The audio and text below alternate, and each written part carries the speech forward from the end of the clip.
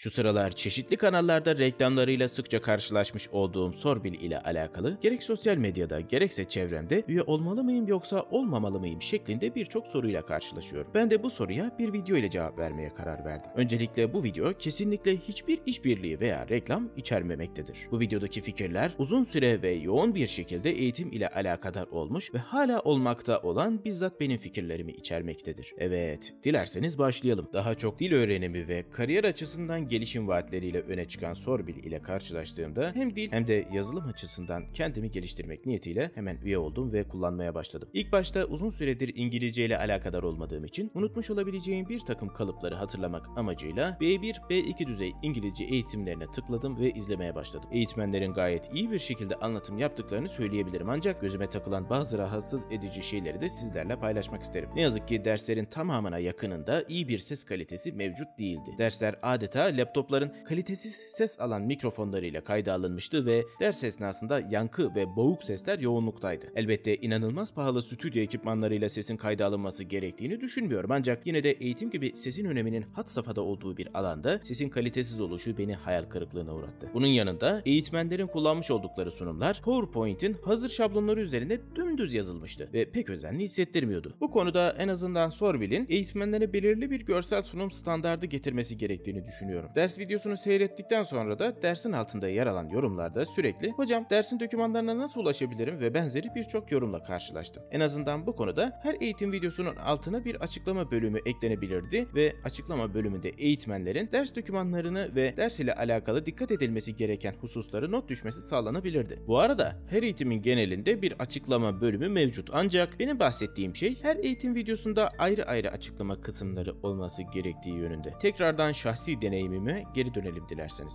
B1 ve B2 level İngilizce eğitimlerini seyrettikten sonra asıl ihtiyacım olan C1 ve C2 düzey İngilizce videolarını seyretmek üzere platformda arama yaptığımda hiçbir sonuç ile karşılaşamadım. Neredeyse her reklamlarında özellikle altını çizdikleri İngilizce eğitimi vaadiyle karşımıza çıkan Sorbil'in C1 ve C2 düzey İngilizce eğitimleri vermemeleri fikri bana mantıklı gelmediği için platformu karış karış aradım ama ne yazık ki C1 ve C2 level İngilizce eğitimlerini bulamadım ve bu gerçekten beni hayal kırıklığına uğrattı. Bir de Billy isimli bir sohbet botu var malumunuz. Bu yapay zeka botu ile de günlük 50 mesajlık kredinizle sohbet edebiliyorsunuz. Bana sorarsanız günlük 50 kredi bir sohbet botuyla konuşmak için pek de yeterli değil. Ayrıca sohbet botu genellikle sohbetin geneline sadık kalma hususunda beni pek tatmin etmedi. Dilerseniz biraz da Sorbil'in mobil uygulamasından bahsedelim. Öncelikle oldukça sade, anlaşılır ve kullanımı son derece kolay bir arayüzü var. Bu oldukça büyük bir artı çünkü eğer günümüzde eğitim sektörüyle alakalı çeşitli platformları ziyaret ettiyseniz arayüz ile alakalı çeşitli sıkıntılar yaşamak çok sık karşılaştığımız bir sorun haline geldi. Eğitim videolarının mobil uygulama üzerinden oynatılmasında da bir sıkıntı mevcut değil ancak oynatıcı ile alakalı benim gözüme takılan ve benim için oldukça önemli olan videonun hızını artırıp azaltmaya yönelik seçenek ne yazık ki mevcut değil. Günün yoğunluğu içinde kısa zaman aralıklarında bir eğitim videosunu hızlıca bitirmek istediğimde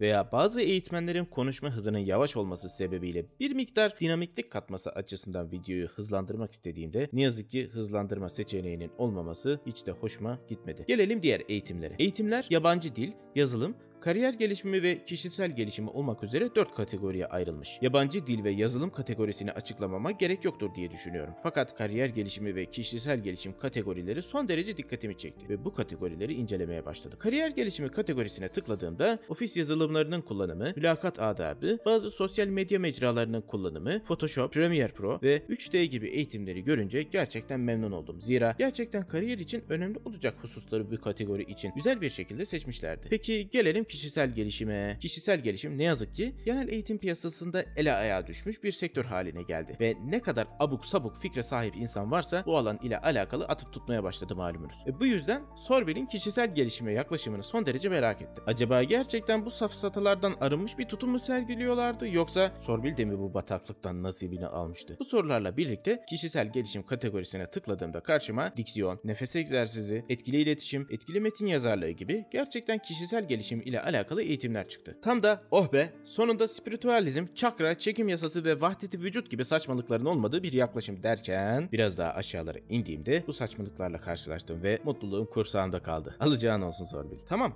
kimsenin ekmeğine taş koymak gibi bir niyetim yok. Da bu tarz saçmalıkları da eğitim diye veren kişileri eğitim platformu olarak bünyelerinde barındırması Sorbil'e benim nezdimde hiç mi hiç yakışmadı. Peki günün sonunda artılarıyla eksileriyle anlatmış olduğum Sorbil'in üyeliği satın alınır mı yoksa alınmaz mı diye aklında soru işareti olan insanlara şunu söyleyebilirim ki eğitim sektöründe faydalanabileceğiniz bu kadar içeriği bir arada barındıran bir hizmet için biçilen fiyat gerçekten çok ufak. Yani üyelik almak oldukça mantıklı. Ayrıca gün içerisinde insanların neler harcama yaptıklarını göz önünde bulundurursak eğitim için böyle cüz'i ücretler öderken uzun uzadıya düşünmeleri bana pek de mantıklı gelmiyor açıkçası. Uygun fiyata aldığın 2 kilo portakal bile 60 lira olmuş be kardeşim. Aslında aklımda Sorbil'de olması gerektiğini düşündüğüm daha bir sürü özellik ve hizmet mevcut ama hem o türden bilgilerin hedef kitlesi bu videoyu seyreden insanlar değil hem de boşu boşuna videoyu uzatmış olmak istemiyorum. Evet, ümit ediyorum ki Sorbil üyeliği satın almak ile alakalı aklınızda herhangi bir soru işareti kalmamıştır. Eğer video sizler için faydalı olduysa bu faydadan başkalarının da nasiplenmesi için like ve abone ol butonu ile temas etmekten lütfen kaçınmayın. Fikir alışverişi ve iletişim için mail adresimi açıklama kısmına bıraktım. Görüşmek üzere.